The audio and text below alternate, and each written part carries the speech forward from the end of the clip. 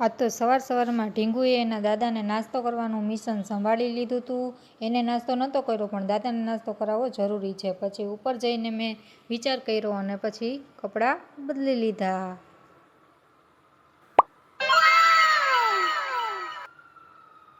કપડાં બદલીને મારે માથું ઓળવવાનું હતું અને મારા માથામાંથી વાળ એ રીતે ખરે કે જાણે પાનખરની ઋતુમાં ઝાડવા પરથી પાંદડા ન ખરતા હોય.